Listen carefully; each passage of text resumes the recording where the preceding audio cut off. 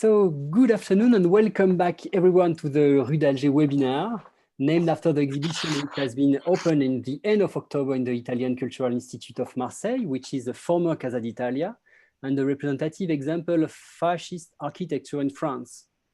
Inside such an impressive building, this exhibition proposed a dispositive in which all artists address the ghost of the colonial past in the Mediterranean area.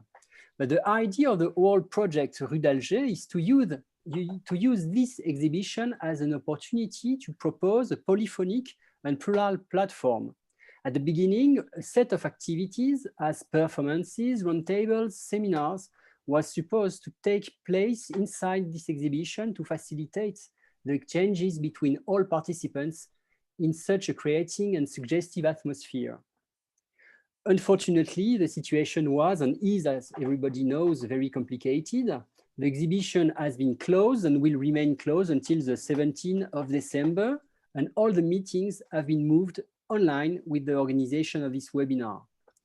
But nevertheless, and even if we could not invite them physically in Marseille, I would like to give a warm welcome to the artists invited this afternoon to participate in the webinar and to thank them very much for their participation in the exhibition.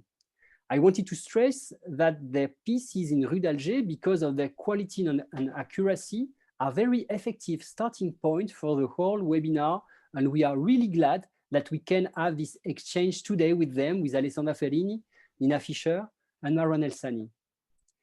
This very promising afternoon will be moderated by Professor Stéphane Mourlan.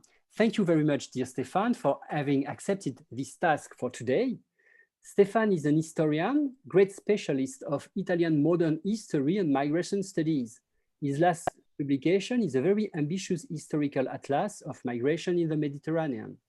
Stéphane also took part in the organization of the exhibition, making a rich investigation with Alessandro Gallicchio and Caroline Pan, and the history of the former Casa d'Italia in Marseille using diplomatic and photographic archive, which is now part of the dispositive. So I leave you the floor, dear Stéphane. I leave you the microphone. Thank you again for moderating this roundtable. Thank you everyone for your participation and good afternoon again. Thank you, Pierre. Good afternoon, all. It's my pleasure to welcome you at this very exciting panel about art, space, and memory. For sure, as Pierre said, we would have preferred to play in the field, so to speak. I mean, we would have liked to have been able to meet at the Italian Cultural Institute of Marseille with the exhibition Rue d'Alger around. But as you know, the life in 2020 is online. We look forward the next year. Let's cross our fingers. So never mind, enjoy this moment. And I would like to thank Pierre for inviting me to moderate this panel. I would like also to warmly thank Alessandra Ferrini, Nina Fischer, and Marwan El-Sani for agreeing to discuss their work with us. I point out to the audience that you can have a preview of this work on the website, Rue d'Alger. Maybe Pierre could write the address on chat. And I remind you that it should be possible to come and to see the exhibition at the Italian Cultural Institute of Marseille from December 15 until the end of January. Thank you also to the participants of this morning panel, Michel, Daniel, and Monica. Thank you to be back this afternoon. Your presentation and discussion were very interesting, and I'm sure that you will have lighting words during our discussion. You can bring us an anthropologist's perspective.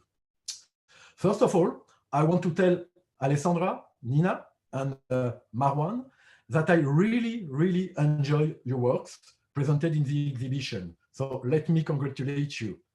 As an ordinary person, so to speak, because I'm not, like Alessandro, an expert of contemporary art, I was touched by the beauty of the footage and their emotional power.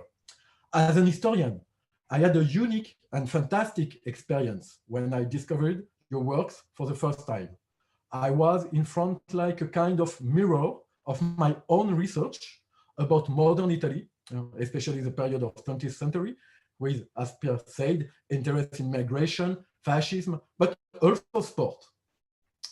Obviously, each work are connected, and the main common point is memory, or rather, memories, in the plural, sorry. We could talk about that later.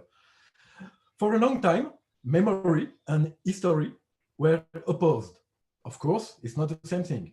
History is not memory, as historians are used to say in a context of the unsettling spectacle offered by an excess of memory here and an excess of forgetting elsewhere, as the French philosopher Paul Ricoeur said.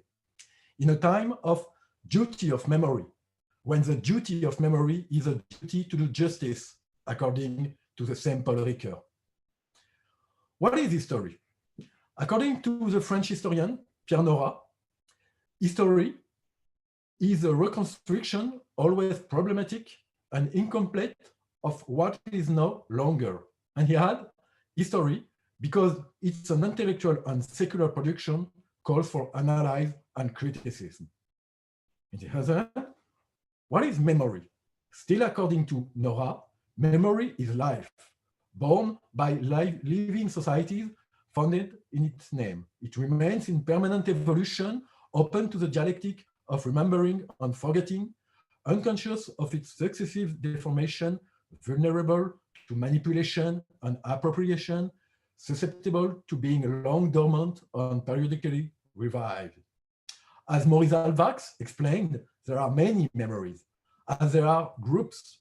Memory is by nature multiple and yet specific, collective, plural, and yet individual. So, difference, okay, between history and memory. But there are strong connections between history and memory, and the links are complex. I will say briefly, for historians, memories are materials like archives. The work of historians also set up or shape the collective memory. And finally, memory is a historiographical object. It means an history of memory.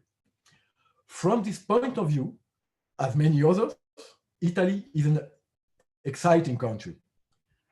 It's difficult for Italians to deal with fascist and colonial past, and myths are powerful.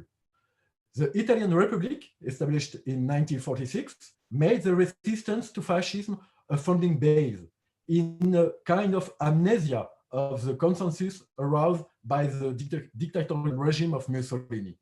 And Alessandra reminded rightly in the piece My Heritage that the foundation of empire in 1936 was the highest consensus.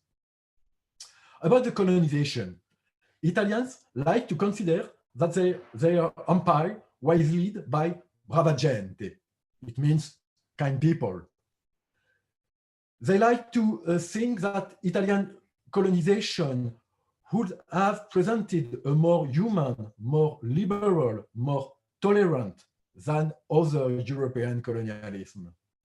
Since the 17th, some historians have tackled the dark side of Italian colonialism. For instance, Angelo Del Bocca, Giorgio Rochat, or Nicola Labanca. But their work didn't get much attention beyond academia. As well, Italian colonization is not really learned in school.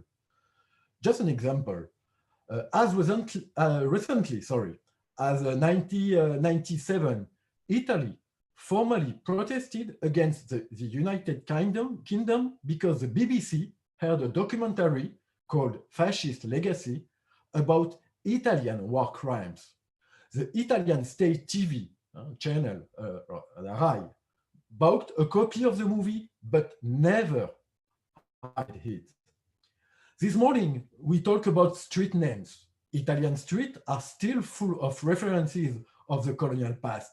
Name of the streets or monument that celebrate the soldier who did building the entire Italian empire. In Rome, as you know, there is an African quarter where the streets were named after the areas in Africa that had been conquered or occupied by Italy. Via Libya, via Eritrea, via Asmara, via Benghazi, via Mogadishu, so on, so on. A few weeks ago, the journalist Giorgio Giglione emphasized on the website Foreign Policy that, I quote, even in the past few months, while other European nations have reckoned with their colonial past as a reaction to the protest inspired by the Black Lives Matter movement, in Italy, the topic has remained on the fringe and is barely mentioned. I think we could make the same comment about the recent war in Libya or the migration crisis. Alessandra, Nina, and Marwan, your artwork confronts, in different ways, Italy to its fascist and colonial past. You remind also that there were moments in Italian history when this past came back in minds. For example, during the Olympic Games in Rome in 1960, or when Italy and Libya signed a friendship treaty in 2008. Your artworks remind also that there is no memory without site of memory. Everybody knows the famous lieu de mémoire of Pierre Nora. In Nora's words, a lieu de mémoire is any significant entity, whether material or non-material in nature, which by dint of human will or the work of time has become a symbolic element of the memorial heritage for any community. It may refer to any place, object, or concept vested with historical significance and the popular collective memory, such a monument, a museum, or event or symbol. And it was a great idea, really, to showcase your work in the exhibition Rue d'Alger. And we must be grateful to the curator, Alessandro Galicchio, and also Simone Frangi, Marine Schutz, and Pierre Santes, who invite you. Why? Why is it a great idea?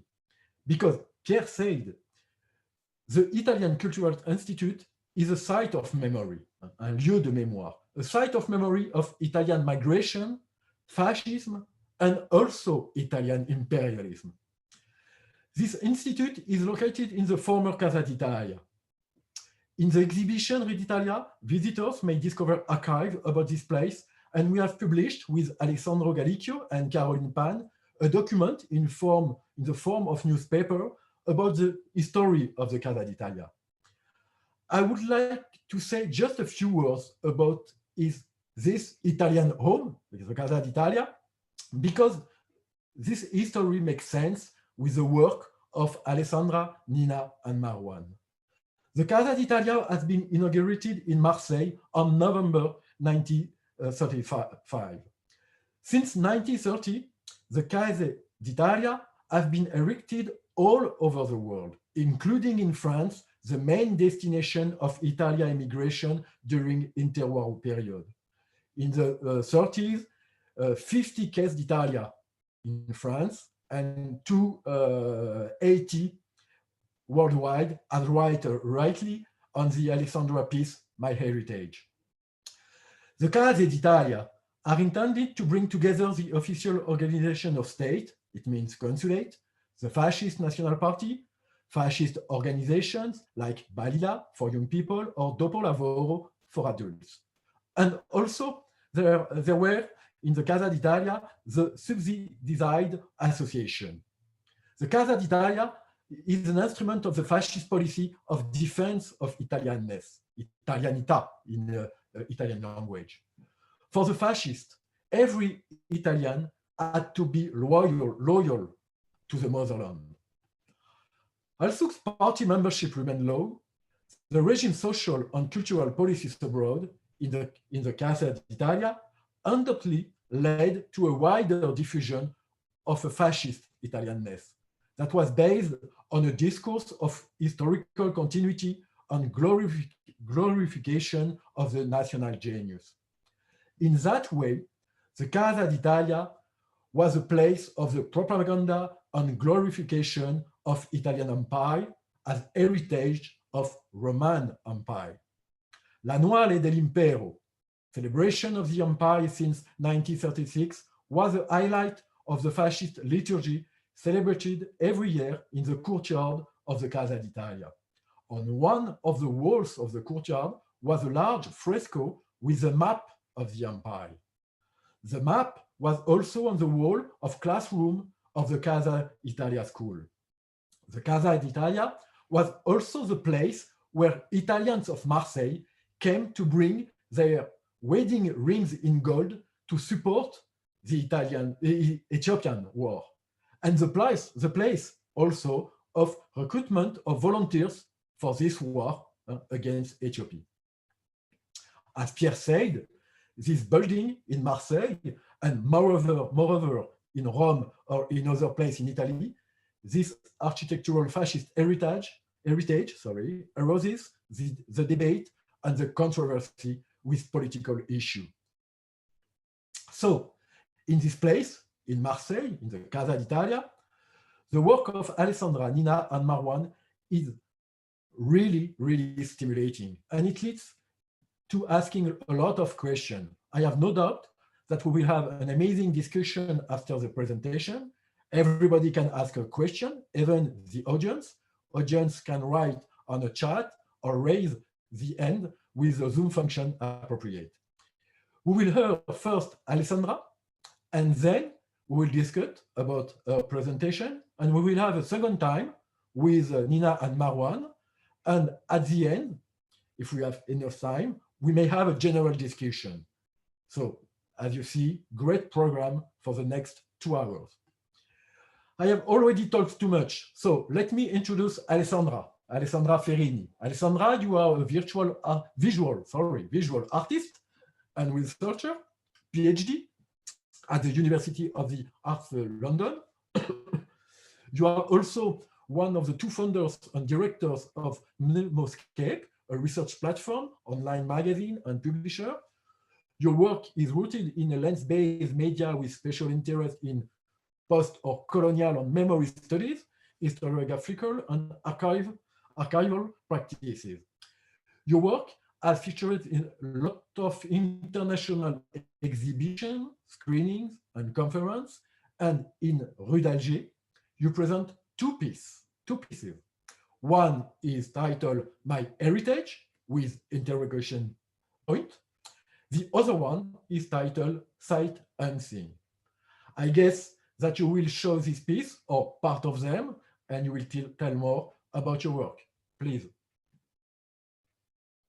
Thank you, Stéphane, for this introduction as well, and thanks, Alessandro, Pierre, Lea, and everybody who's been involved in Nicola, in the setting up, in the struggle that has been really to come through with this exhibition, and congratulations for persevering and for managing.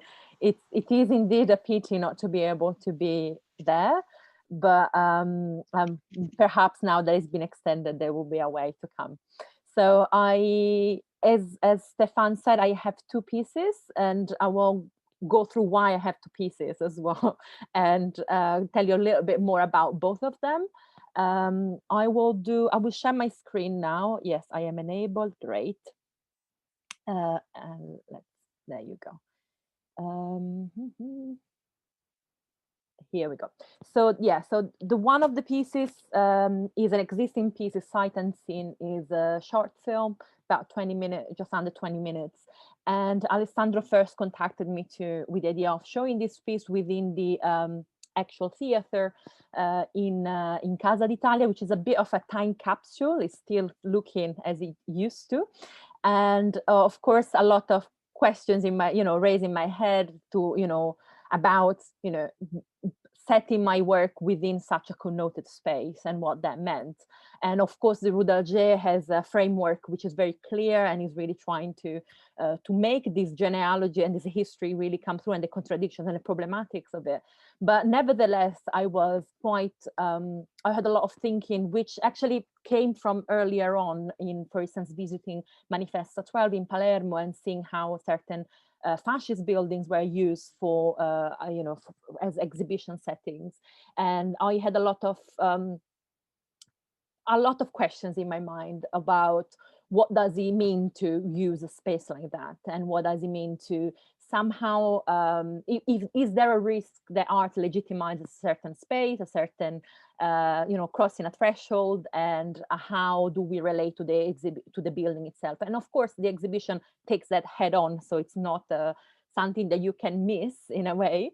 But it's not like, and I'm sure Nina and Maran will talk about the Square Colosseum in Rome and how it's used today as an exhibition space, for instance, by Fendi. So it's nothing to do with this kind of operation, but still, it really made me think about how, especially being this fascist architecture abroad and not in Italy, how it would be perceived by an international audience. And even though there is a brilliant and very extensive and thorough historical research and documentation, archival material within the space, I was thinking about how it's easy to miss it if we don't want to engage with it as well, like how you can ignore it if you wanted to. And that really started to make me think about having a second piece in the exhibition, which is at the entrance, and its main feature being sound. So something that you cannot escape in a way, something that will come at you whether you like it or not. And well, that providing that you can actually hear. So obviously I'm making an assumption here, which I shouldn't, but still, the idea was to work on different layers and having the video and having the diagrams and having the sound as well. So I will talk about my heritage, which is this piece created specifically for the former Casa d'Italia Institute, the Institute of Culture in Italian Culture in Marseille, in a minute. First, I'm going to tell you a little bit more about how about Sight Unseen and how my involvement came earlier on with the project through the invitation of Alessandro. So Sight Unseen is a work that I always describe as something that is a video that asked me to be made. I didn't really plan it. It's something that just kind of happened, and it happened during a visit to the audiovisual lab at Roma Tre University, where I met Dr. Alessandro Volterra, the director of the lab, and he showed me this album which is actually the most extensive collection of images of the capture and execution of Omar al-Mukhtar, who was the leader of the anti-colonial resistance in Libya. And this death actually symbolizes the end of what is called the pacification of Libya. So a decade under fascism from 1922 to 1931-32, when actually just following the execution of Mukhtar, which established the brutality, the specific brutality of fascist colonial politics. The pacification came to success through the use of illegal weapons like mustard gas and also the use of concentration camp and the genocide of the Senussi tribe that Mukhtar was part of. So another myth that I always have to go straight on when I talk about my work is to just make sure that when we talk about Italian colonialism, we are all aware of the fact that it's not a fascist phenomenon. It's something that starts much earlier on, actually starts with the constitution of the Italian nation state. So the Italian nation state, which was united in 1861, start very much with a colonial mindset and an imperial drive and aspiration. So the first colonies established in the 1880s and 1890s are Somalia and Eritrea. And then there's an attempt of occupying Ethiopia with the battle, which will stop after the Battle of Adwa in 1896, where Italy actually lost this battle, and is still today the main, the only win by an African army against an imperial power at the time. So this is the beginning of the colonial empire, but it will not be an empire until really 1936, when Addis Ababa will be actually occupied.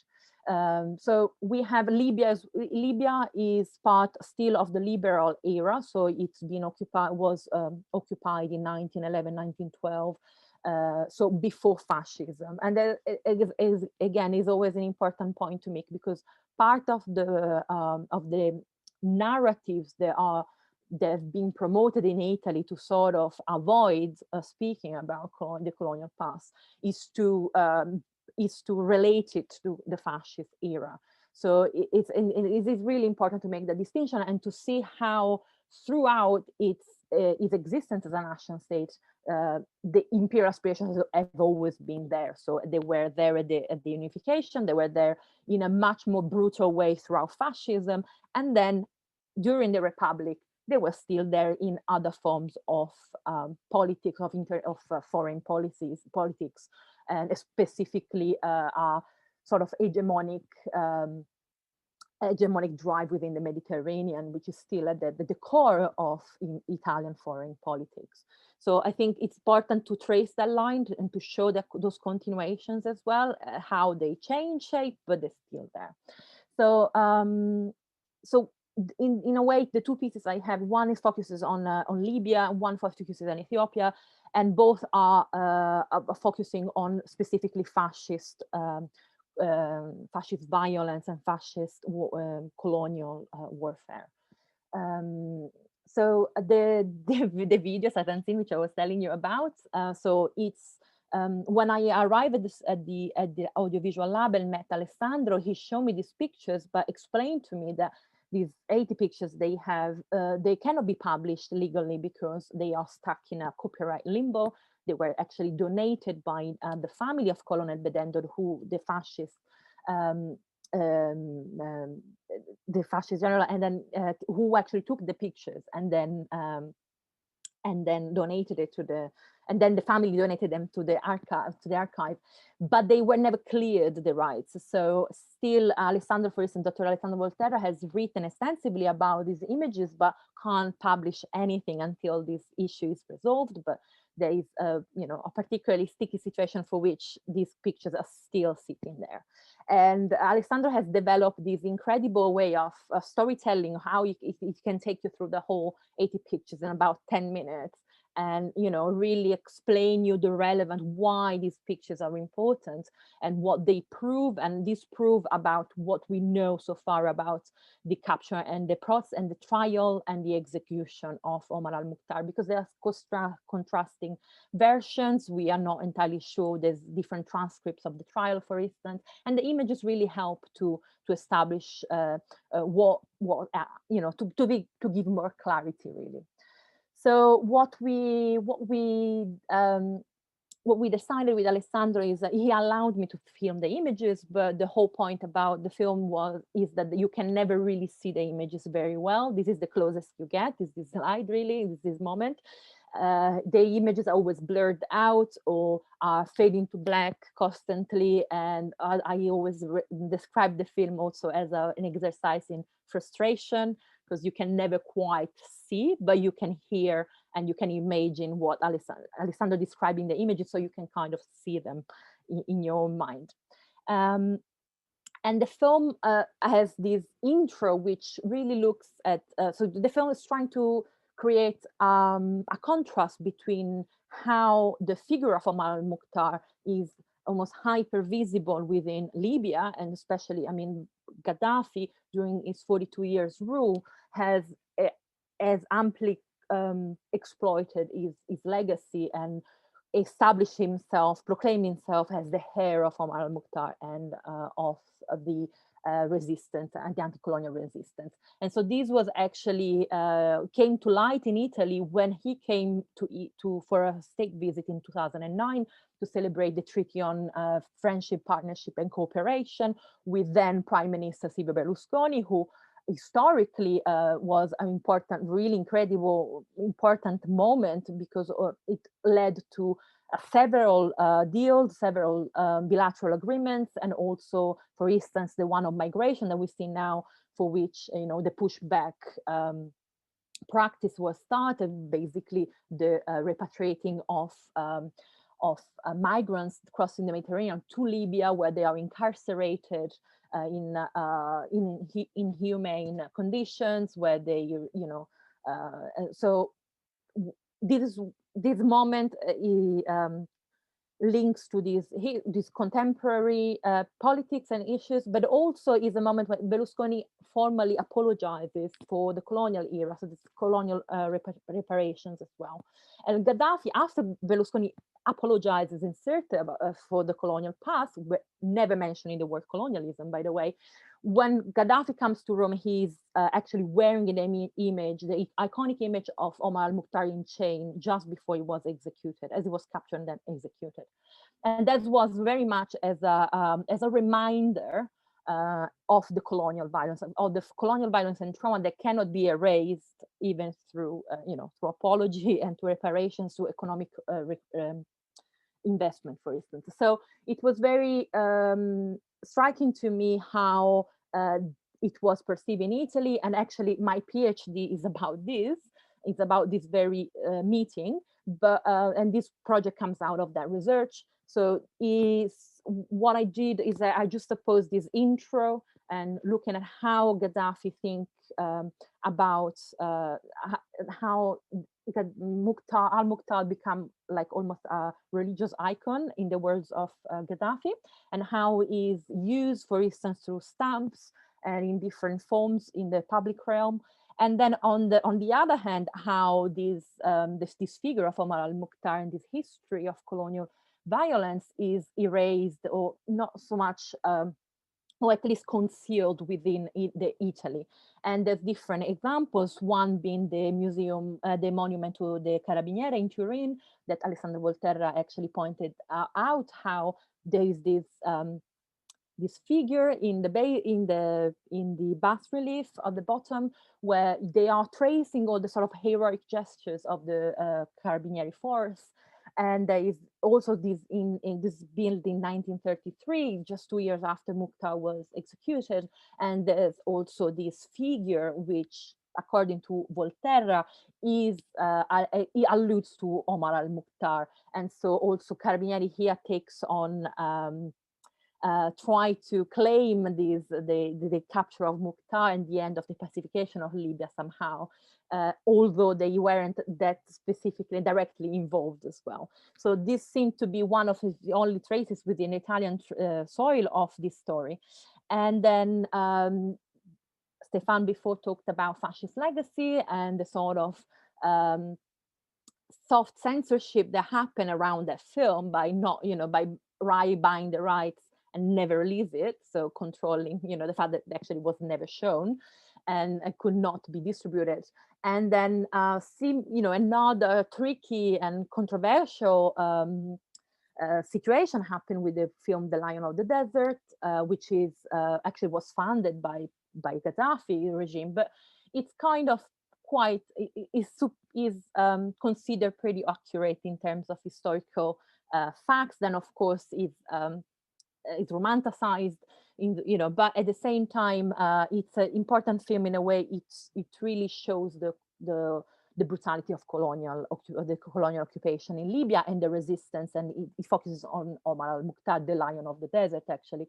And the glasses are the code, like this symbol that keeps returning, and the film actually ends with the consideration on the glasses, which also is a key for the film. The fact that it's in red and green is not I don't allude to the flags, but the Italian flag, for instance, but my thinking was more to think about the duochrome test and thinking about, kind of sight and testing of sight, and how we are, how can we not see what are the obstacles in really seeing this history, recognizing it. And this, to me, go back to the idea of colonial aphasia that Anne-Laura Stoller theorizes, and is the idea that the colonial past was not removed, which is now that there is more of a conversation around Italian colonialism, is what we hear over and over, is like the removal of the Italian colonial past. But actually, if we really look at what happened in the Republic era, so after fascism until now,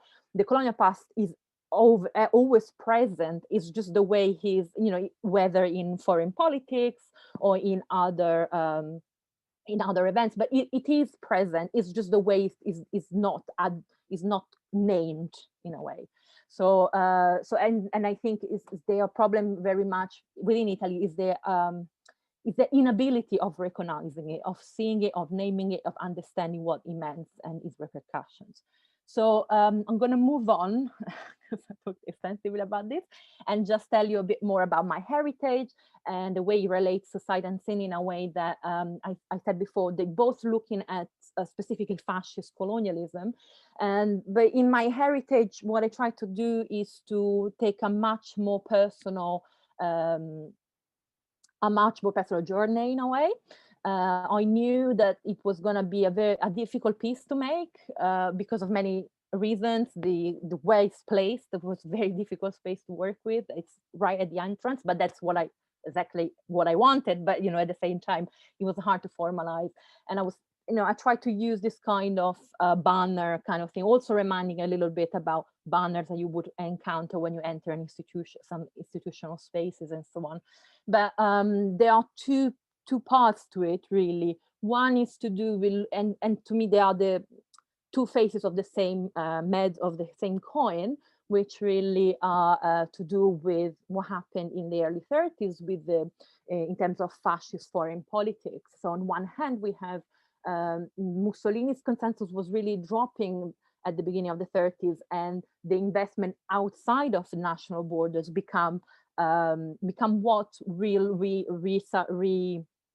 heighten is a consensus for the regime, which will be, as Stefan mentioned before, at its peak with the foundation of the empire in 1936. And this is done not only through colonial expansion and the revenge of Adi Adwa's loss by occupying Ethiopia. And again, just want to reiterate how this was done through the use of illegal gases and warfare.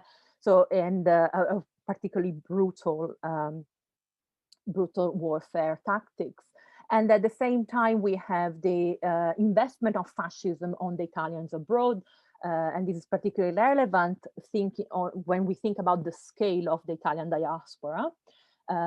Which were, we are talking about millions and millions, tens of millions of people who left Italy in the span of, decades. But still, it's and in fact, it's right at the beginning, 1922, that Mussolini makes a point on that, on the way that the diaspora also is part of his target. So the fascistizations of Italians abroad is throughout the regime is part of the policies. And in the banner, some of the elements of the notes that I included have very much to do with the different institutions that catered specifically to the Italians abroad. And then I use this Legionario, this newspaper, weekly newspaper that the fascist regime produced for the Italians abroad, which was a massive economic loss, but nevertheless, it was, it shows you the scale, the intention of trying to fascistize Italians abroad. We're talking about, a large kind of print, photographic, with a lot of photographic material. And it was interesting to me to see how the colonial war in Ethiopia was portrayed and narrated to the Italians abroad in particular.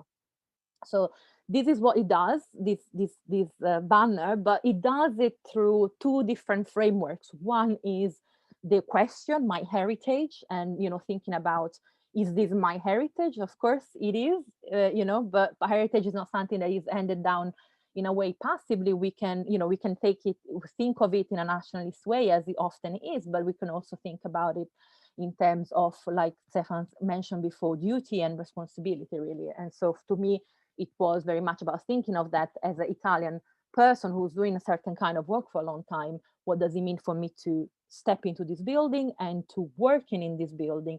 And, and so how I can interact with that and problematize my position as well. So, and the other framework that frames this is the cascade, is the background of the image, which is to think about the cascade effect, because the occupation of Ethiopia triggered the Abyssinian crisis, which was an international crisis, and in which basically the Ethiopia being fellow member of the League of Nations, like Italy, Italy the League of Nations should have intervened when Italy occupied Ethiopia, there was the aggression on Ethiopia, but they actually failed to do so. And this precedent, which really completely undermined the whole role of the League of Nations, then led to a series of conflicts and eventually to the Second World War. And to me, it was very important to think of that, because often Italian colonialism, and I'm saying that from, as someone who worked on this from abroad, from London, from the UK, is seen as something minor, is seen as something marginal, is seen as something, kind of circumscribed and, minor, I would say. But of course, I always, my whole point when I keep up with my research is to really, imperialism should not be assessed in scale, by thinking of scale, but really imperialism is one thing. European imperialism is one story. There are different versions of it. There are different specifics, relating to the British Empire, French Empire, and so on. But really, is one story, one history, and one history that continues as well in other forms of neocolonialism, neo-imperialism. And it's important to think of Italian colonialism, even though it was smaller in scale and more circumscribed, as part of that. And also, the scale does not change the fact that it was incredibly brutal and it had massive international repercussions, like as I was just mentioning, in terms of cascade effect. And that cascade effect is what we can find, for instance, in the Libya occupation of Libya, when the Ottoman Empire crumbling was actually accelerated by the Italian occupation of Libya. And this was known, Italy was warned not to do so, and that would destabilize greatly the Mediterranean region and the Balkan region, and then lead as well to the First World War. So I think it's important to describe Italian colonialism, not to always discuss it in isolation, but to describe it in this bigger history of in European imperialism. So just to finish, so the other part of the installation was to think about the other side of the coin, so about the Ethiopian War and the opposition to the Ethiopian War, because this was criticized on a massive scale internationally. It was it was featuring all the newspaper at the time, even though in Italy we might not hear much about it at all, but it was a huge it was covered massively, and it stirred so much controversy. And one of the effects of it was also to let's say propel a lot of support for the Ethiopian resistance, specifically from Pan-African movements. And London, where I live and I work, and where I come to know all this history, really through the engagement with historians like Alfie Bernabei, but also artist Mawoluka Wanamba, for instance, is to do with thinking about, obviously, London as the capital of the British Empire was also where a lot of the protests were enacted and were followed through, because Britain and France as well actually were complicit in allowing Italy to occupy, they didn't intervene, basically. So there was, again, is to think about the repercussion of the event in a wider scale. And so the video is just a support to the audio, where I trace the sources of what I am reading out. And in the audio, you can hear extracts from CLR James, Ami Ashwegavi, and Ras Makonnen, who were part of the International African Friends of Abyssinia, which was a Pan-African movement based in London, but centralizing, a lot of the protests happening globally within the Pan-African movement. And the other voice I have in the video, the other material I have in the video, is coming from the newspaper New Times and Ethiopian News, which was founded by suffragette Sylvia Pankhurst and her partner, Italian migrant anarcho-syndicalist Silvio Corio. And so, just to finish, I use my voice in the sound, which was a controversial choice and something that gave me a lot of pause, but I thought it was important to keep this selection of material is very arbitrary. It's really done through my position here as a migrant, and thinking about, as a migrant also, what is my responsibility in terms of heritage, what is my heritage. So so I decided in the end to speak and to make sure that but to make sure that, you know, I was not completely appropriating the voices. They still stay within a space that is you know, it's handwritten and is full of fragments and notes, which really are part of our self-reflexive process. So I think I'm going to leave it there, and thank you so much for your attention. Thank you very much, Alessandra, for this very amazing presentation and very interesting. You know, since a long time, I know that history is not the only property of historian, and you prove that art can be history. So it's very interesting. I could say the same thing for Marwan and Nina also. Your work focus on Libyan war, Libyan colonization, Libyan pacification, as we are used to say at this time. Maybe we could talk about Ethiopian war after with Nina and Marwan. Just a few words. Historians estimate that at least 4,000 people died during the pacification. It's important to say that. And another thing is important to remind it that Italians were very proud of having an empire at last. They saw it as a way to overcome the inferiority complex toward wealthier and more powerful European nation. As Nicolas Labanca said, having colonies was seen as a way of being modern, modern. So the good Italian soldier was good also in colonies. So the myth of good Italian soldier was created. It was created also to try to convince the Allies after the war to grant better peace conditions for Italy after the war. The myth of the good colonialist was devised as a propaganda tool to make the point that Italy should keep its colonies that were conquered before fascism, which didn't work out as well. Relationship between Italy and Libya became more complex with Gaddafi, Libyan leader from September 1969. Leader on the basis of anti-imperialist and anti-Western policy with pan-Arabist ambition. As you know, Alessandra, when Gaddafi arrived in the government in 1969, as the last Italians in Libya, about 20,000 persons are sacked, are expelled on their property confiscated in 1970.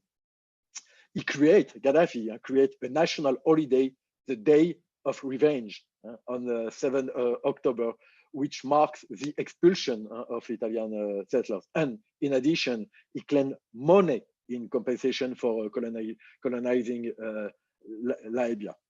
So it was the sense of the treaty between Gaddafi and Berlusconi. And another thing, we don't have to forget that Italy has no oil and no gas. There is the migration issue between Italy and Libya, but it's also energetic issue is very important. Just a few words before listening the audience and the other participants of the panel about my heritage. It's very interesting to connect migration and imperialism.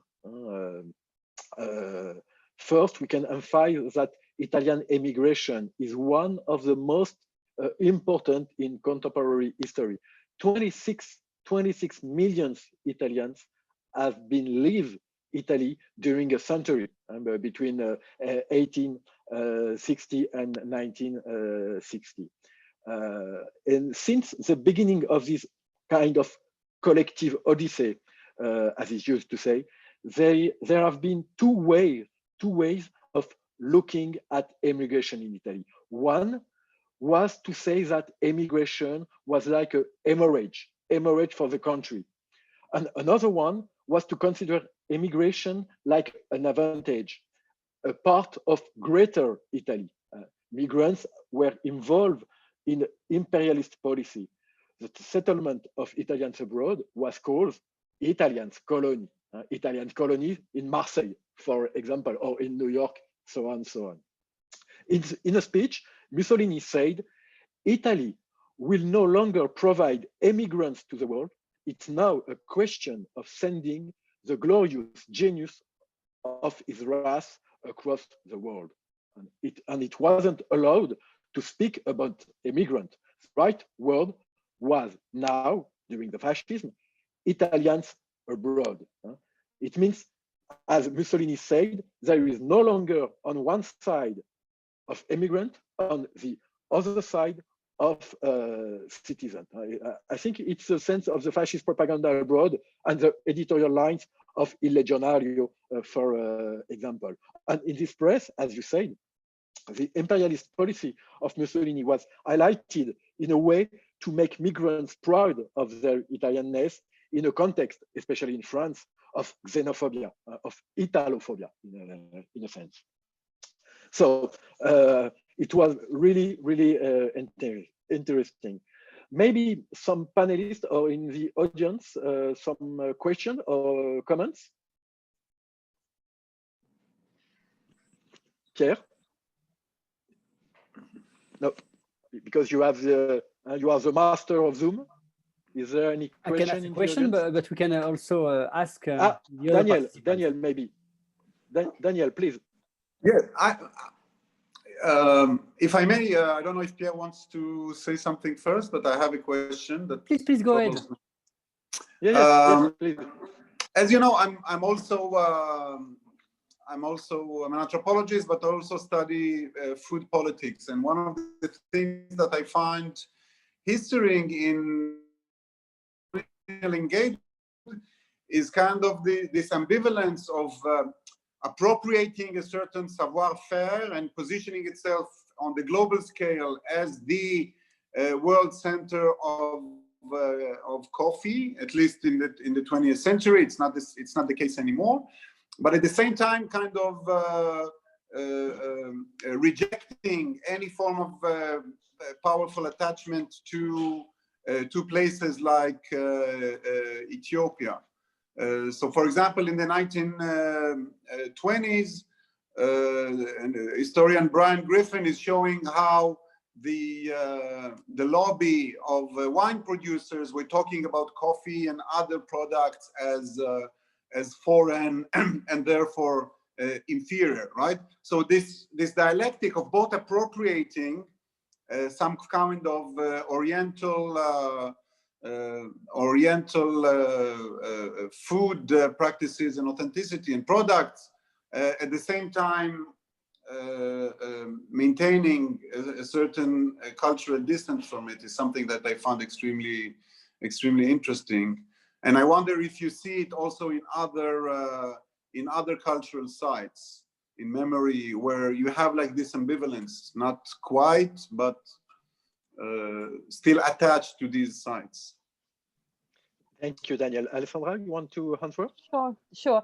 I mean, your question really made me think about, I'm not sure if anyone here knows about the Istituto Agronomico del Tremare in Florence, which was founded in 1904 to really gather for to study the natural resources and exploitation, especially agriculture.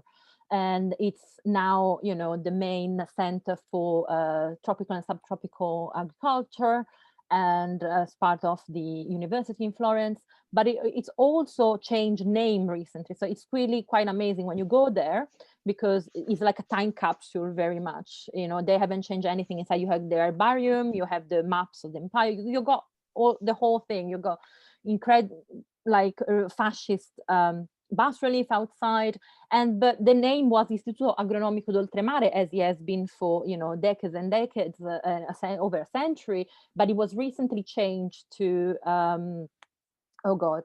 So basically, it's become a center for cooperation. I mean, it's been a center for cooperation for a while, but now it became part of the Ministry of Foreign Affairs, and it's changed name into Associazione for Cooperation or something like that.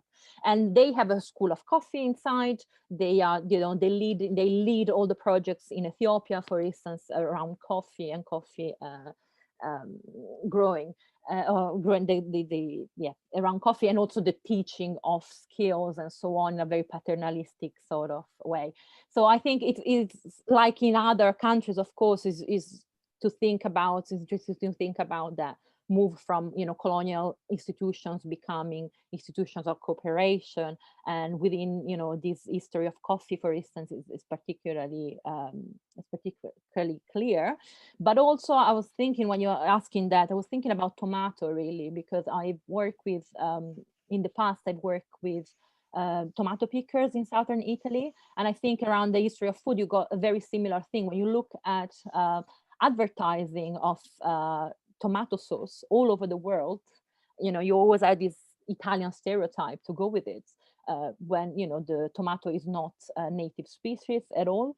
And also it's interesting to see, I mean, this is devastating to see how the agriculture, how the chain really works, and how it relies on the exploitation of migrants, former colonial colonized people, and so on, and how it keeps up a certain system. So again, I think it's interesting to see the repercussions of that, how they come in different things, even things that we take pride of, and we, you know, we kind of advertise as part of Italianness, really. But I'm not sure if I completely addressed your question, but you know, you're muted. Yes, you mute, Daniel. Sorry, I was muted. I think it's also a very interesting entry point into a more theoretical distinction between classic colonialism and settler colonialism, right? So, and we have here the classic cases of Algeria, say, versus Italy. And settler colonialism is particularly fascinating, because settlers don't consider themselves to be external. They consider themselves to be potential natives, right? And they are, as Veracini says, they are in an ongoing process of self-indigenizing, right? So I think there's an interesting comparison to be made between the status of coffee in Italian culture and the status of wine in French culture, including the Algerian French, right? So through matter, through objects, and we are, I think we can think about colonialism, like the different facets of colonialism.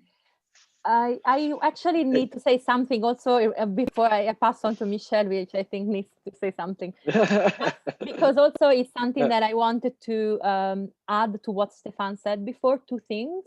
Yeah. And one is to do with, for instance, the expulsion of Italians from Libya. I think it's very important to always remember the role of the Italian government in that, because it's always seen as, you know, Gaddafi being mean and, you know, expelling people. But really, this was a power play that happened because Italy refused to pay for reparations. So, you know, so the Italian government was very conscious about what was going to happen by refusing to negotiate as well. And this happened because the first negotiation, the first bilateral agreement, this treaty in the 50s, was actually not really, didn't really come through as it should have. So, you know, so let's remember that. But also remember about Italians in Tunisia, for instance, and when thinking about as well the relations, when we're talking about migrants and settlers and so on, about how Italy was claiming Tunisia for itself and ended up in Libya because Tunisia was annexed to the French Empire, and he always claimed, the Schiaffo di Tunisi and so on. He always had a claim on Tunisia because of the large scale of the migration population. So, and when we're talking about the Italian people expelled from the settler colonizers and the Italians expelled from Libya, I think that's a very complicated questions. And recently there has been, for instance, a conference by Corriere della Sera, discussing the situation in Libya right now with the Ministry of Foreign Affairs, Luigi Di Maio, in which they invited the director of the Association of Italian people repatriated from Libya, something like that. I don't know, the AIL, Associazione Italiana Ripatriati Libici, that really brought back a whole colonial narrative and again claim the way the Libya is seen again as an extension, as a fourth shore of Italy, and the narrative that I'll put forward is very often quite problematic as well. And at the moment there is a sort of a sanitization of it in a way. So I'm gonna leave it there. Sorry, Michelle, I interjected. Just a word, Alessandra. Finally, Italy paid $5 billion to Libya. It didn't. They were really? supposed to be paid Yes. over 2 decades, and they were not paid. They should pay construction projects as a student grant. It didn't. Well, there is a civil war in Libya. The works were not, didn't come through. Okay. Also, those works, the infrastructure work, is very much again is considered again as a colonial script in which Italy pay its own companies to build infrastructure, and they rebuild the same. They improve the infrastructure that were built throughout colonialism for military purposes, and they are rebuilt, and they were to be rebuilt also for to allow for Italian investment in Libya as well to flourish. So it's not such a magnanimous kind of gesture at all. The only money that are really coming through are the money that come from Italy, and as an extension also from the European Union to absorb migration through complete violation of refugee laws and so on, the rights of refugees. So just sorry. Thanks a lot for this precision. Michelle, want to make a comment? Or no, it was not so interesting. Yes, it was not. Please. It was not so interesting, but it was just the fact that I wanted to tell to Danny that Algeria was a colony of settlement. So it was a very particular case of colony concerning France, because it was viewed and also conceived as a part of French territory. So it was a colony of settlers. So this is maybe something we have to point out.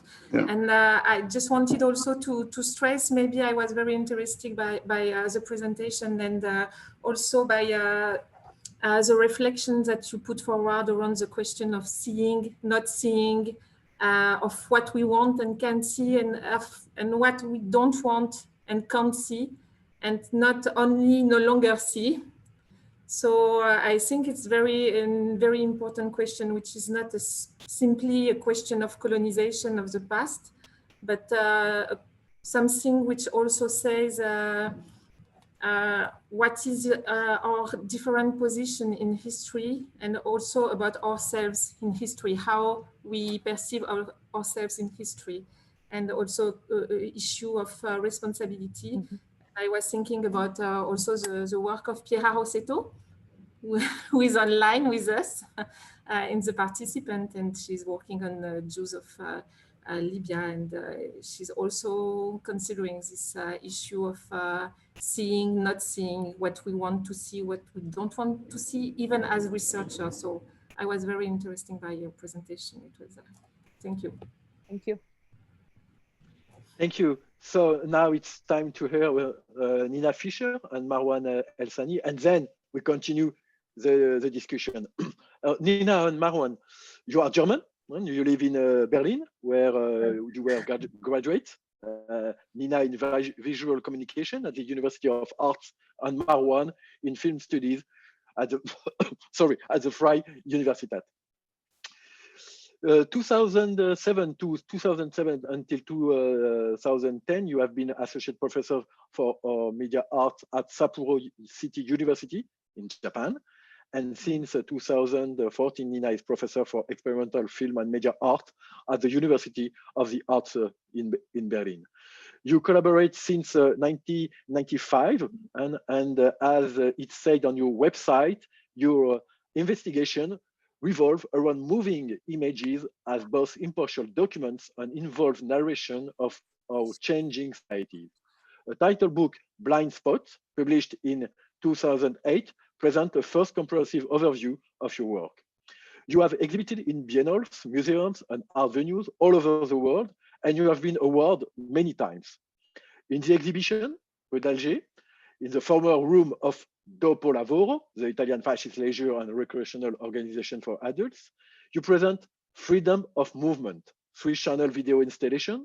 This work has been exhibited at the first time in 2017 in Rome at the MAXI, Museo Nazionale delle Arti del XXI Secolo.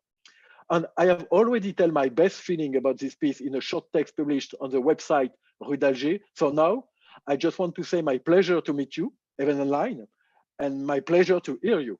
Please. Okay, thank you very much, Stefan, for the introduction, and also thanks to Pierre and to Alessandro for invitation. Thanks to all the guests and to Alessandra for her contribution, which I also found really interesting. And a pity we couldn't go and see it on the place, but maybe later we have the possibility. So, but for now, yeah, we are here, Marwan and me, and we are going to talk a bit about our movie. And for this, we are going to share our screen.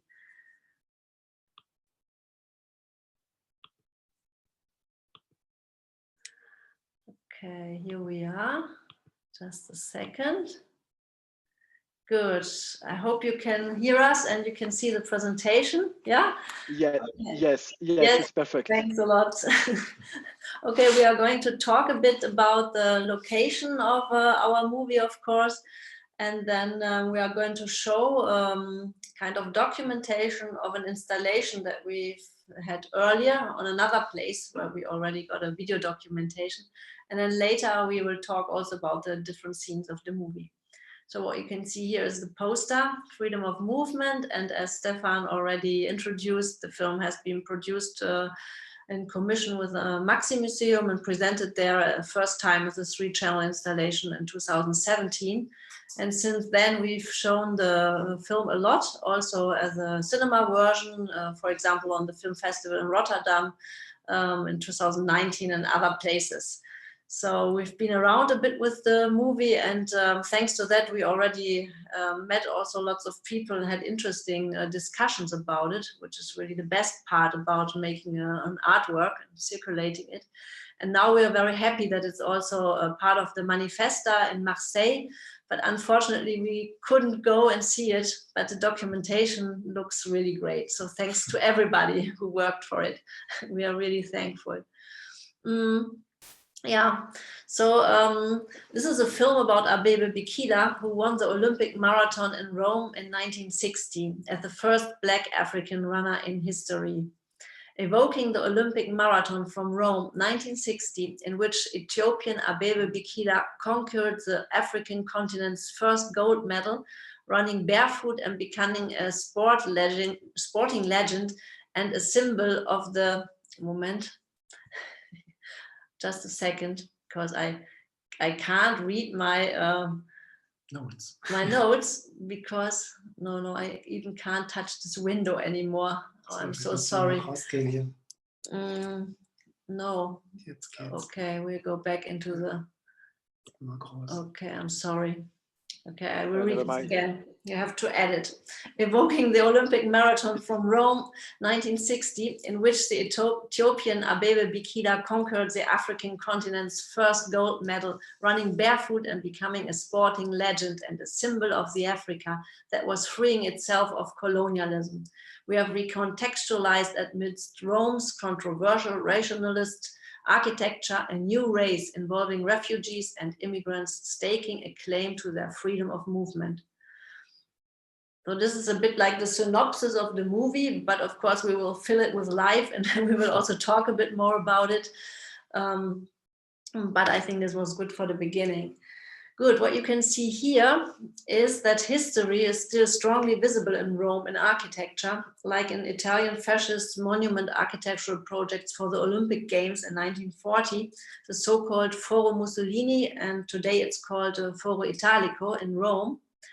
And also for the World Expo 1942, there was built the so-called EUR, Esposizione Universale di Roma. And both events were cancelled because of the World War II, but they are still manifested through the architecture, and they are still causing controversial debates how to deal with this problematic heritage. And as we learned this controversial debates, at the moment there's a lot of debates about it, but it just recently started, and so we're very glad to be also involved in this discussion. Yeah, what you see here is the Piazzale del Impero with the obelisk of Mussolini, and here also with this with the world in the front. This round ball of marble symbolizes the world, and you can also see the mosaics, which show a lot of different sports activities. And it's all fascist symbols, of course. And it's also not only visible here, but on the whole Piazzale del Impero. And we read somewhere it's also including more than 1,000 M's, like the M for Mussolini. You can also see one in front of us, and on the bottom of the image. And here is another image. It's the Stadio of Marble, which shows the sporting athletes, and these locations or these buildings have been built between 28 and 38 and should be finished for the Olympic Games, but which of course were also cancelled. Yeah, this is another image we took there, where you can see how huge these sporting figures are that remind us a bit of the Greek sculptures, of course. And this is like the second location, which was very important for our research, which also shows this architecture of the EUR, Esposizione Universale di Roma. And this was a model city for Italian plans of the expansion to Ethiopia, like a blueprint for Addis Abeba by Mussolini. So I think historians know it, but not many people know it, not many people that travel to Rome. And we've been in Rome already several times. First time we've lived there for half a year in 1999 in the Villa Accademia Massimo, the German Accademia Massimo, Villa Massimo. And since then we traveled a lot to Rome, and also visited this area, which fascinated us somehow because it shows the modernity in comparison to the historical city of Rome. And it's like in the middle of the historical city and also Ostia, the seaside. And on the other hand, it has this very dark and heavy history. But it's also a location to many movies that we like Italian movies, like from Pasolini and Antonioni, who that also shot in this area, especially like when like in the 60s, the living or accommodation areas were built around this historical center of the 30s and 40s. And yeah, what you can see here is one of the alleys and the streets which points to the Palazzo dei Congressi at the very end of the street. And on the other side, which we see later, would be the Colosseo Quadrato. This is the Viale de la, I think Viale de la Civiltà, and at the end is the Museo della Civiltà Italiana. And it was one of the places which we used for the movie, and later you will see one of the sections of the run took place here. And there's also, we were also fascinated that, what has fascinated, but also a bit shocked, to be honest, that you can still see everywhere these mosaics and the symbols of the fascists' time. And once we've been on a kind of city walk with an historian, he was talking a lot about this so-called Bild program, image program of the EOR. And he said there was also a sculptural program which was not has not been finished, but the image program has been finished, and it's still there. So nobody has thought about it later to take it off or to cover it. But it's still there, and it shows also the fascist symbols. It's called the fasces, and in English you could translate it to the axe with a bundle of rods or weeds. But here it's very abstract. It looks like a mirrored one, and it's this square symbol that you see on the right side bottom, and also above in blue.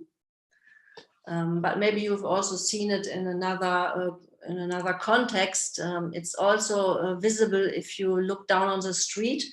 There's always this round covers for water supplies, and there you also have always these symbols still, and on many different places. Yeah, here's another one. Here it's shown as a shape just around an image, and you can see also this bundle of rods. And yeah, here we are just on our location tour with our daughter at the Museo della Civiltà Romana. We also visited the museums, and I think Alessandra told us about another museum before. And we also had the feeling that they are still like time capsules. I mean, they have maybe arranged in the 70s, and we had the feeling they're so empty. There's maybe every year a school class that's visiting it, but it has never been changed or updated or yeah, I think it's also necessary to discuss about it and to think about it, how to change it or to link it to the knowledge today, or to update these archive or museums. Yeah, here you can see the Colosseo Quadrato at the end of the street, and here from very nearby. And you can also already see the inscript: un popolo di poeti, di artisti, di eroi, di santi, di pensatori, di scienziati, di navigatori, and di transmigratori. And this was a quote from Mussolini that he, from a speech that he held on the Piazza Venezia about the Declaration of war against Ethiopia. Of war against Ethiopia in 1936. And we looked it up, of course, but we knew it since many years that it's there. And when you don't look it up, when you just read it, you can also associate it to the Italian people today. I mean, you could associate it also to other groups of people, of course, to everybody who lives in Italy. And we thought maybe it would be interesting to play around with that and to reclaim the building in our movie, and to translate it somehow, and to reverse it and to use it in this different way, that you can see later on. You can see it later on. Yeah, this is the bottom of the building. As Alessandra mentioned earlier, it's now maintained and used by the fashion company Fendi, but for many years it stood empty, and also initially it was not planned to be a building that can be used, a functional building, so it was only a monument with empty rooms and no windows. No windows, the wind could go through. And many years ago, when we researched there for the first time, there was a huge, how can I say, schild? sign. With a huge sign that said there would be like a shopping mall with a media archive or something else. So I think the purpose on what would be in the future in this building also changed probably several times, but now it's maintained by Fendi, who also really supported our shooting, I can say. So thanks. Yeah, here's, we can see the colonnades. It's also a place that we used later on. And then, of course, also we've been on the roof, because from there you can really see that the EURs can be seen as a blueprint for this model city. And of course, you can also look halfway to the seaside and halfway to Rome, the historical city. So this is the building from above. On the left side, you can see the staircase, which will be later on in the movie as a location. Yeah, here we are in Marseille on the Manifesta, where we've never been. And you can see our installation, which is composed by 3 different screens and shown as a 3-channel installation. The different screens also show a different approach. In the first chapter, like on the right side, you can see sequences of a contemporary night run superimposed with footage of the 1960s marathon and intertwined with archive material of the construction of the fascist monumental projects like the colonial model city in EUR and Foro Italico in Rome. And then in the middle, the second chapter, you have an African runner who inscribes once again episodes and architectural scenarios of the historical marathon into the streets of Rome, like a kind of reenactment of today, of the run of Abebe Bikila, but with a slightly different route. And then in the third chapter, a corps of African refugee teenagers moves across the spaces of the Colosseo Quadrato and step on its roof to perform a song about their own identity and that of the country now hosting them. The narrative aims at linking the stories of the 60s marathon, the current migration crisis, and the silent language of Rome's controversial modernist architecture. Okay, that's a little bit as an introduction for our movie. And now we will show you the documentation of an exhibition that we've had earlier this year in Tokyo, and you can watch the whole movie. It takes 9 minutes and 45 seconds, and later on we talk a bit more.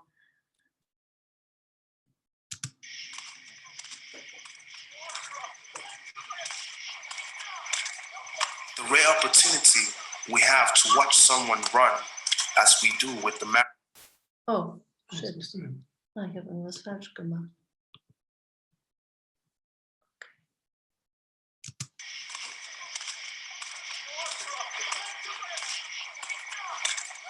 The rare opportunity we have to watch someone run, as we do with the marathon, mile upon miles, an intimate one. Consider Bikila, the repetition of his act, the arms, the legs moving in rhythm, the simple beauty of the stride, that momentary flight.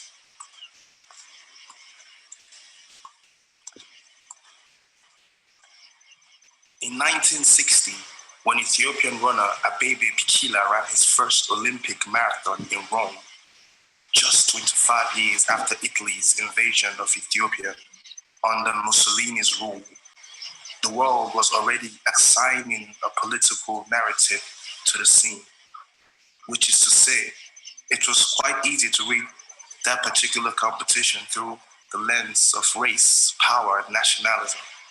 In fact, for many, it seemed a kind of post-colonial reckoning, or, depending on your perspective, a threat to the old order.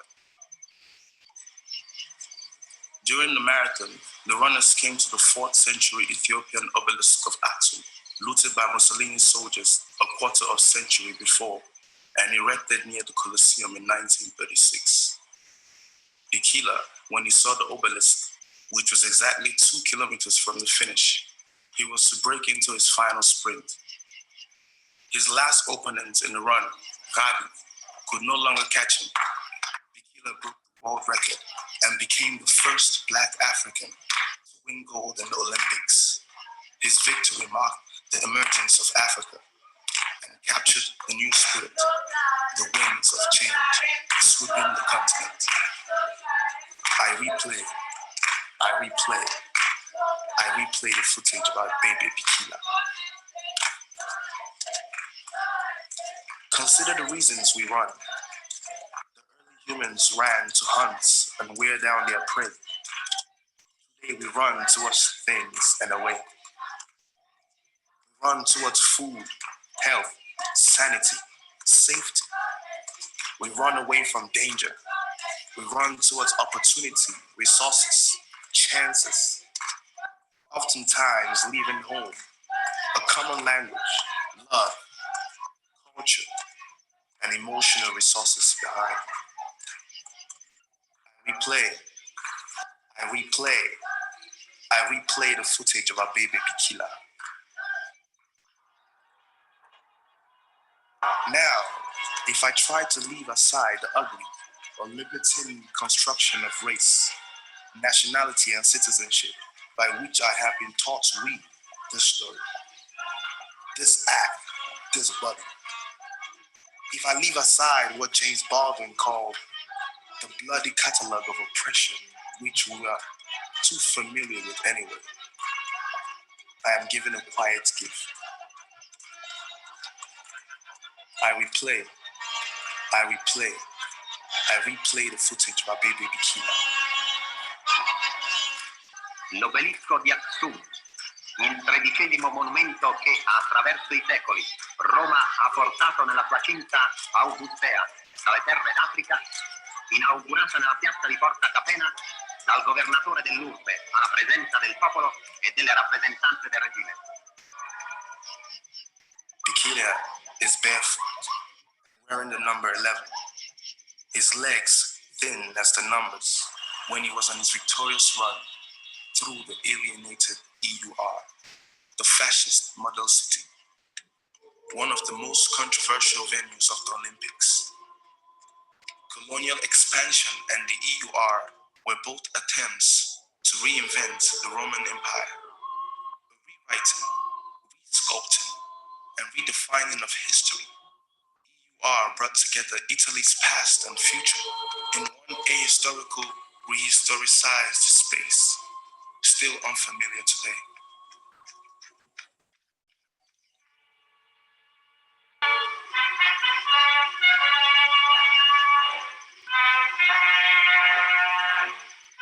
Una visione panoramica dell'area di oltre 410 ettari, dove comincia a delinearsi quella che sarà la grandiosa esposizione universale del 42. Mussolini was planning the 1942 World's Fair, Esposizione Universale di Roma, as a prototype of a colonial city in Rome's countryside, a blueprint for the new Addis Ababa in Ethiopia, the colonial capital of the Italian imperial expansion into East Africa. Running down EUR streets today, I'll find orthogonally regulated building facades, large streets formed around the grid, and blocky white travertine buildings. I experienced clear evidence of the strict rectilinear architecture of the rationalist planners and the desire to control the masses. How should we use this place today? Reuse, reduce, recycle it?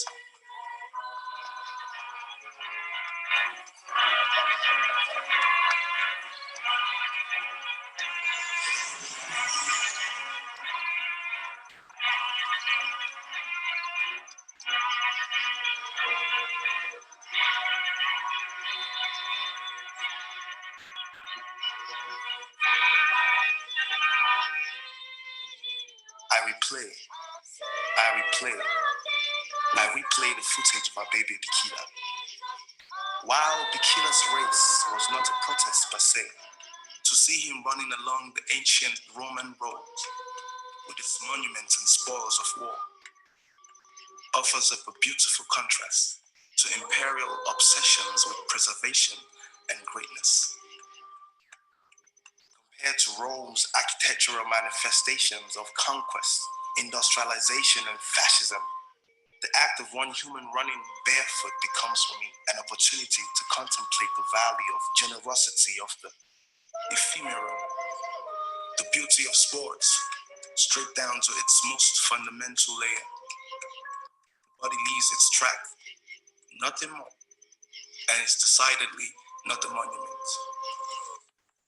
Mussolini si danno gli ultimi tocchi alla messa in opera della pavimentazione in marmi policromi del viale che porta al monolite Mussolini e di quella ai mosaici del piazzale dell'Impero che copre un'area di 7.000 metri quadrati e svolge motivi decorativi raffigurando simboli sacri alla storia di Roma e alla vita fascista.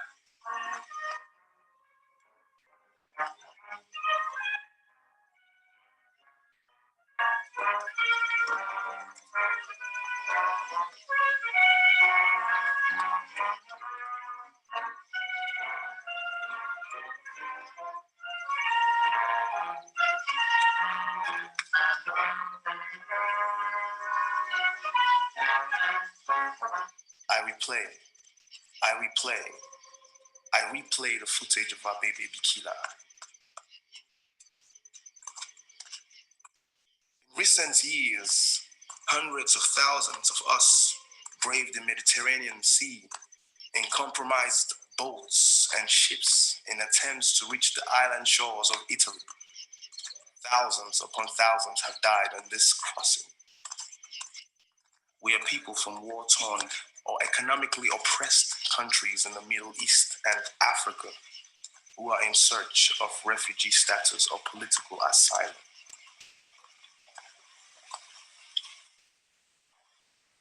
Watching footage of Bikila, I'm glad to see a man from Africa running freely through Rome, escorted by police, not pursued by them. It is with this sense of urgency and quietude that I play and replay the footage of the last meters of Bikila's race. The soles of his feet directly touch their roots. They simply strike and strike against the ground, touching what they touch but leaving everything. His shadow darkens the root, keeping time momentarily, marking the land with a new and gentle history, however fleeting.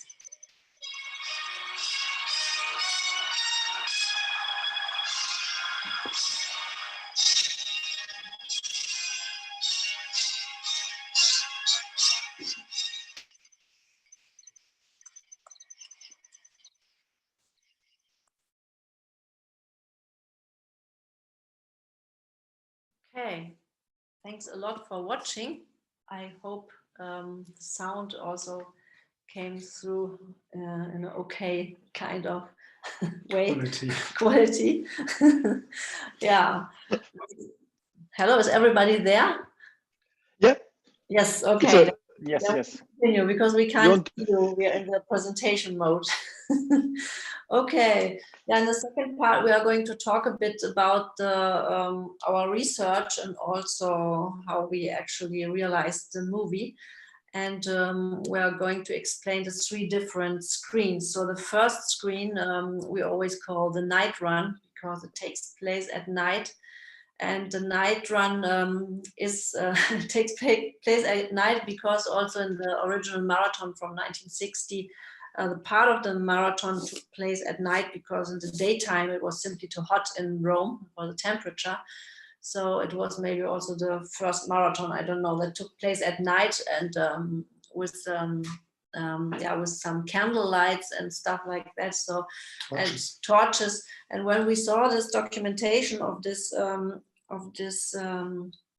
marathon, we thought because it's at night, it's also a very good possibility or occasion for projections. And there were also scenes when Bikila ran down the Via Appia Antica and you have only like the lights of the cars and enlighten the scene, and behind him there is this huge shadow of the running man projected onto this antique stones and antique buildings of the Via Appia Antica.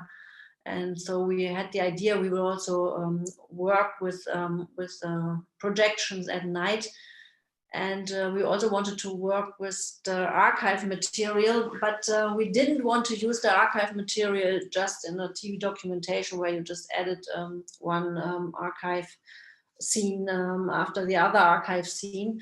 But we thought it would be nice if it's a kind of reflection or also like a performance of someone who's running at night and he's remembering or reflecting this historical situation.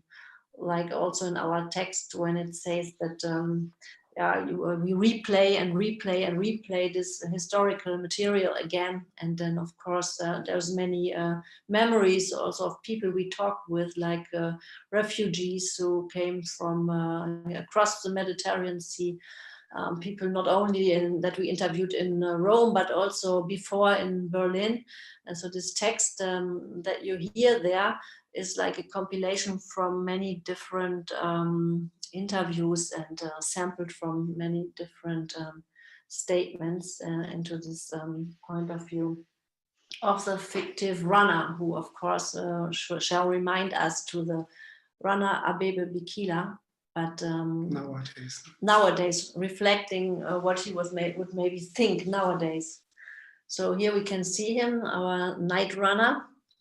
And as you can see, the night runner, he holds the carton on this projection screen on which we project, is projected this material. It's a little bit like he's showing us this material when he's thinking about it.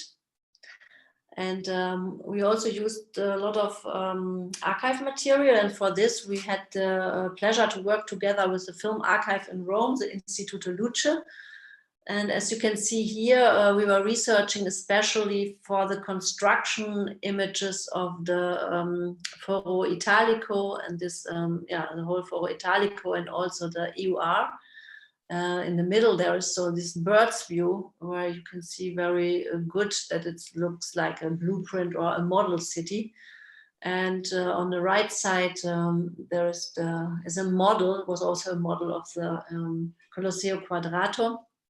And what you can see on the bottom is also an interesting or very important part of the movie, because there's this monument of Aksum that was looted from Ethiopia by the fascists and installed in Rome. And Bikila passed it on his run in 1960. And it was said that when he came to this column, there was only a few kilometers and he speeded up again to win finally the marathon. And we also followed the history of this monument of Aksum, because we've heard before, we already knew that it had been later returned by the Italian government as a part of the Restitution Act in 2005, and we could also find out about that. And of course, in the streets of Rome, there is no more this column of Aksum, which is in front of the former Ministerial for Agriculture. It was. And in the beginning, we also had the idea that maybe we would project all this historical material exactly into the city of Rome at night and projecting it at night on location. But of course, this was finally it was impossible, and so we found out this method or this idea that we said we projected on a kind of carton, and the runner is holding it. It's also more concentrated in a way, and finally we like it much better. Yeah, here you can see an image of the second part, the run. This is actually a still photo. It's not like this in the image, but as we are talking about the movie, we thought we can also show some of our production stills. And the second part is the run, and the run is the route of the marathon, but we changed it slightly.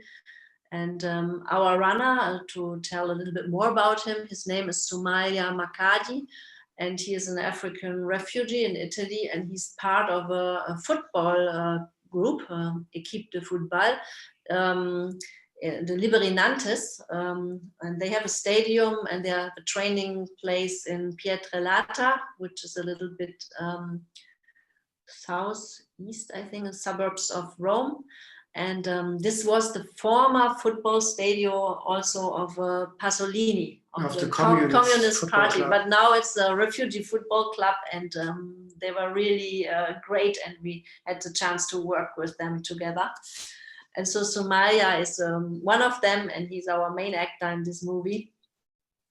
And we also talked with him. And then finally, after the preparation, yes, we decided that we changed the route of the marathon, and we started the Mediterranean because many refugees, of course, came across the sea. And then we go through the through EUR, through the landscape, the woods, then EUR, and then later to Rome and to this Foro Italico, to this second important location. So here you can see how he turns toward the land side and runs through the dunes, then down the Via Appia Antica, and then through the EUR, which we've seen before. And here he's crossing this building with this image program, goes down this long avenida or Avenue de la Civiltà, Viale della Civiltà Italiana. And then finally he comes to this Piazzale dell'Impero with the fascist mosaics, and he's really running or touching, his feet are touching this historical ground. And there's also this stones like monuments that that quote the war against Ethiopia. It's on the other side, but you can see it. You could see it in the film. And then finally he arrives at the football place, football stadium in Pietrelata, where also the other part of the equipe, of the football equipe, is part of the scene. And it's a bit like a dreamlike scene where they cross behind him with this gold foley that on one hand you also get when you are running a marathon. At the end, you get this thing to protect your body, that you don't lose too much energy. And on the other hand, of course, this same material was also given to the refugees when they arrived. And also how they wear it, it's a bit like the tifosi or the fans are wearing the flags of the football club when they are running through the stadium. So there's many quotes or parallels, as you can say, in this image. Yeah. Part 3 is the chorus. And the chorus is a group of unaccompanied teenagers from different African countries that are now in the St. Emmaus school in Rome. And they happen to have a chorus. And so when we get to know them, we ask them if they would like to work with us and do a workshop about this quote on the building and do this act of reclaiming the building and translating or changing the meaning actually of this song, of this quote into a song. And we can see them here with their teacher when they were performing this song for the sound recording for the movie. That was shooting was in 2016. It's on the roof of Colosseo Quadrato. Yeah, you can see the first scene when they are running up the stairs towards the building. And then they were circling around the building in the colonnades. And actually in the script it said, the teenagers are coming up the stairs and they are going along the colonnades. They enter the building, they go up to the rooftop to perform the singing. But when we started to film that, suddenly it was really great because we had to film it several times, and then they started to improvise and to sing and their own song. And finally, we didn't edit it in the end, but we left this whole surrounding and circling and improvising their own song because it showed much more for the first moment, this reclaiming of the building as you could ever had thought about when you're writing the script of this movie, because it's also a part of fiction, but in the same time, it has also documentary elements because we always try to mix these two elements, and so it's also manifesting itself finally in the movie. That is an image from the singing on the roof.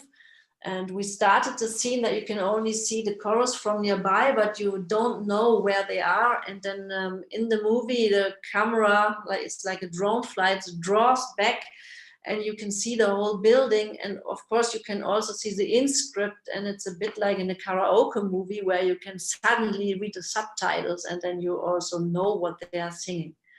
The song in the movie is in Italian and also one time only in English. But if you follow the lyrics, you can also find them in this old form, so how before they were changed on the building. And in the song they sing, "We are people from nations, of poets, of artists, of heroes, of saints, of thinkers, of scientists, of navigators, and migrants," in a very proud way. Yeah, this is almost the final image of the film. You see that there's a colorful little group on the roof of this huge building, and you can see in all directions.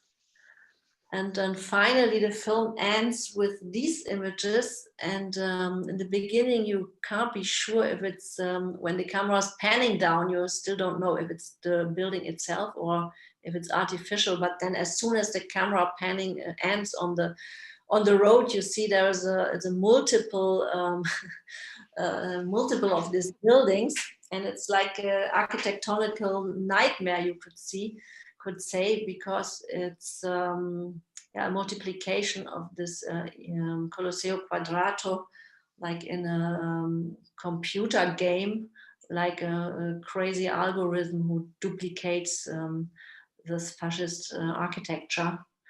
And for us, this last image is also a kind of warning in times of regaining strength of right-wing interests and movements in Europe. Okay, thank you very much. Thanks for listening. Thank you. Nina. Thank you. Thank you.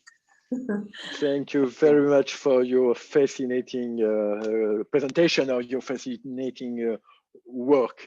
I have so many things to say because I know very well the two places, Foro Italico and Eur, because just close the Foro Italico, there is the Ministry of Foreign Affairs and the Archivio Storico Diplomatico, and in the Eur there is National Archives. So maybe the only people who go to Eur is historian, because as you said, tourists are rare in this place.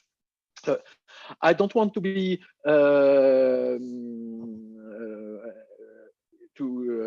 the only speaker. You know, maybe Pierre, we have maybe 10 minutes to discuss. So Monica wants to say something.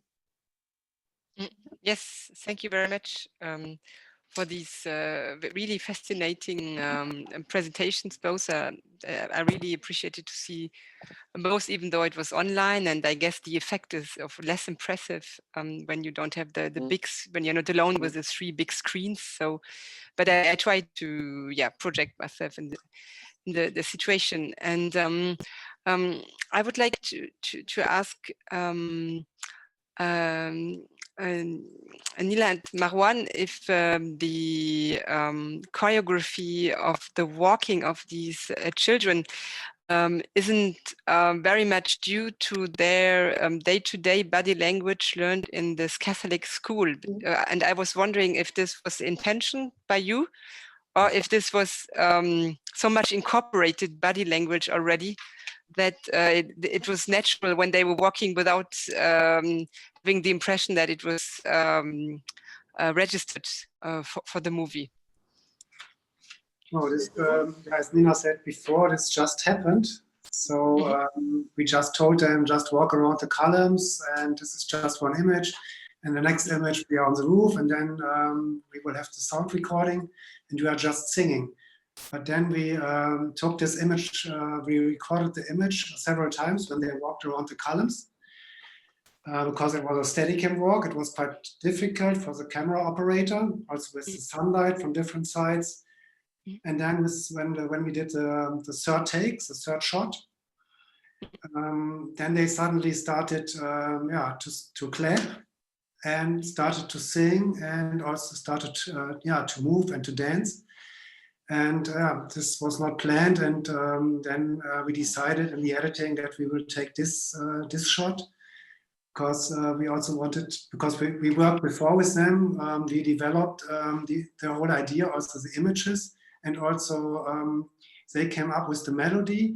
And also they, when we had a discussion with them in their boarding school, they said, we should also think about this quote from Mussolini, that it can be changed, because not only the Italians are poets and artists. I mean, everybody can be like this positive person. And then they came up with the idea to change it and to take it over. And the same thing happened with their spontaneous idea, just to dance. They even asked us before, they just did it. Mm-hmm. Yeah, but I had this impression that they were also, I mean, partly there was the spontaneous body language, but on the other hand, I had the impression that they were almost like an army. I mean, almost like, or like a class and a missionary school in a certain sense. I felt there was a kind of, controversial or let's say contradictory combination of body languages. On the one hand, very intimidated, like pupil in a culinary, missionary school, and on the other hand, of course, there were spontaneous elements and a certain form of joy. But when they were standing on the rooftop, I really had the impression that it was a very their bodies still had incorporated a kind of maybe over generations transmitted memory of intimidation. That was just my impression. So yeah, I think also somehow it's right, because we thought also that there's two different they are in two different ways. So when we approached them they were at their free time and they feel really free, and also they had all their personal clothes on. And then of course for this Auftritt, for their performance, they were also with their teacher. There was even more people from the school, so they were taken there and people took care about them. And in the beginning, they even wanted them to dress like in a real blue and white school uniform, but we said, oh, we rather like it more colorful, and the best would be they wear their own clothes, just colorful, but just without logos or something. And then they came up with the idea, they bring all these different polo shirts in different colors. That's how they appeared on one day. So a mix of still a bit, the skirt is still from the uniform, so that it looks nice in a way. But on the other hand, this colorful shirts. And so it's also like a cooperation, I think, of their ideas and our ideas, because it was also a workshop. And we didn't totally want to say it has to be like this or like this. So it's also work in progress. I mean, this is also the interesting part when you work together and what comes out in the end. But I also want to say something about your connotation with the like missionary appearance. And maybe this has to do with the structure of the school, because this school is financially supported and organized by an English church. So they are providing the financial background for the school. They are operating the school, but all the teachers are also from Africa. And they are in the mountainside, 1 hour away from Rome. So it's also almost like a cloister, so very abundant. There's only a very small village nearby. And they live very isolated, and they come to Rome not very often. And they were also very surprised about the history of EUR when we went there with them together, and also to hear about the history of EUR, that it was planned as a blueprint for the Italian expansion in East Africa, and as a new capital for Addis Ababa. And there were also and this was strongly interlinked with missionaries who accompanied the colonial expansion. I mean, from the beginning,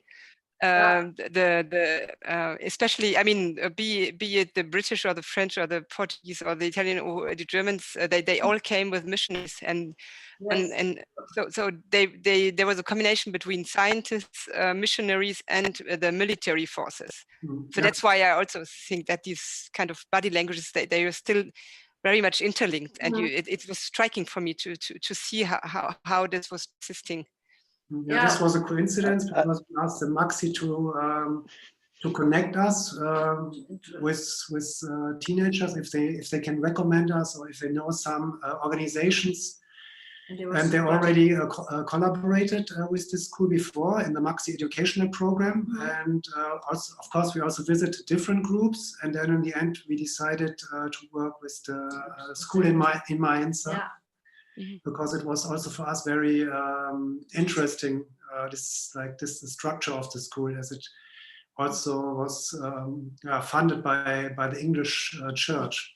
Yeah, well, you can also see that all these welfare institutions, of course, it's still like a heritage also from this colonial times, and we can see that it's still not overcome in a way. I mean, but that's the point where we also start to work also as an artist with artistic research. It's also like a puzzle, and the valuable part, of course, is that you can talk with all of them. I mean, they were quite open, and we talked like with the teachers and with the translator. And these children, they come from, I don't know, 30 or 40 different countries. They speak so many different languages.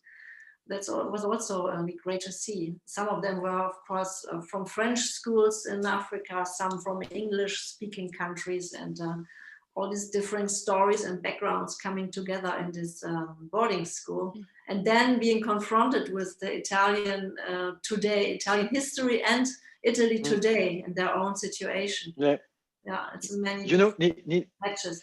Nina and Marwan, when I was watching this footage of African adolescents singing on the roof of the Palazzo della Civiltà, I was thinking about the president of Italy, Giorgio Napolitano's words when he inaugurated the National Museum of Emigration at Vittoriano in Rome. And Napolitano said, "Let's not forget that we were immigrants. We were immigrants."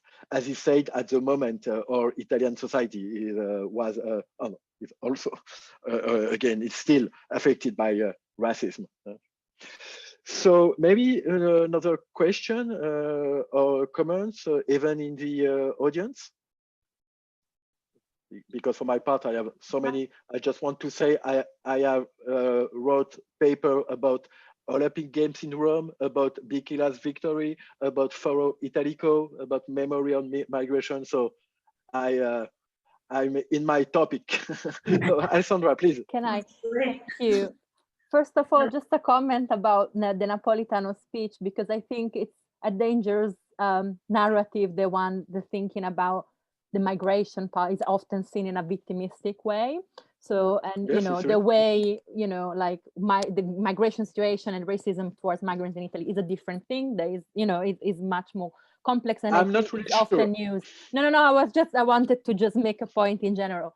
But I was very fascinated, obviously, with the film. It's great, and but it made me think about something that it's constantly in my head, because for my other research, I'm also looking at the Square Colosseum, and I recently addressed the Museum of Civilization in Rome, that is within the EUR, that is about to reopen the Colonial Museum, which is a very complicated thing. Let's just leave it at that.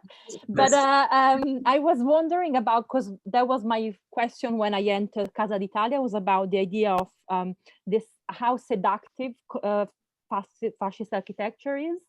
And especially the Square Colosseum is like this kind of guilty pleasure almost for Italians. Like, I'm anti-fascist, but, fascist architecture. And I was wondering how you negotiated that while you were shooting the film. Yes, okay.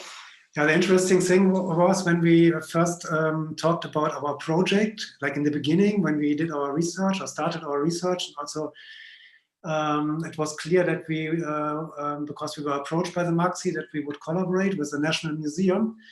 that Italians always said, yeah, you are from Germany, and but our architecture is not so brutal like in Germany. So this was all, very interesting for us, that the Italians in general really like the rationalist architecture from that time. Even it was contaminated by the fascist propaganda and ideology. And in Germany, I mean, Germany always is seen as a role model, how to deal with dark history, and of course there's a lot of buildings gone, and that it's good because people also didn't like the architecture. And also in Germany, as you can see now, we rebuilt the city castle in the center of Berlin. Yeah. So modernist architecture doesn't have a good reputation in Germany in general, even if it's not built by fascists. Also from the architecture from the 50s and 60s.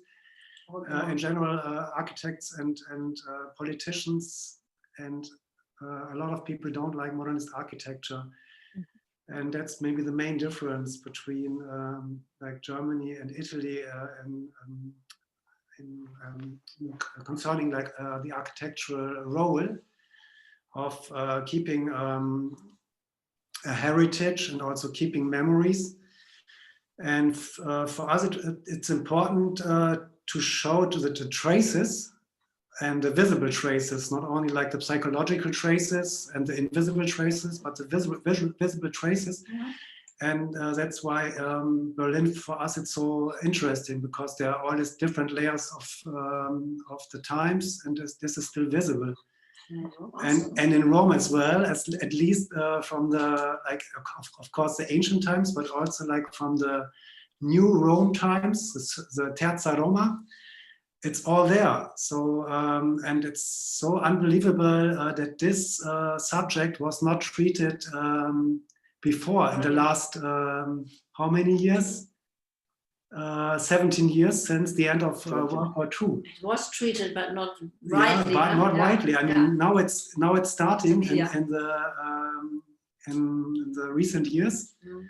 But yeah, now you can see it's getting bigger, and more people are researching about it. I mean, already the specialists were researching about it, but now it becomes also a topic in the. We should have another webinar to talk about that, about this question about amnesia, about memory and architectural controversy in Italy today. I'm so sorry, because we have to finish. It is the end, as we say. I just want to say to the audience, go to Rue d'Alger, go to watch the works of Alessandra and Nina and Marwan. Their works are like history lecture, but less boring.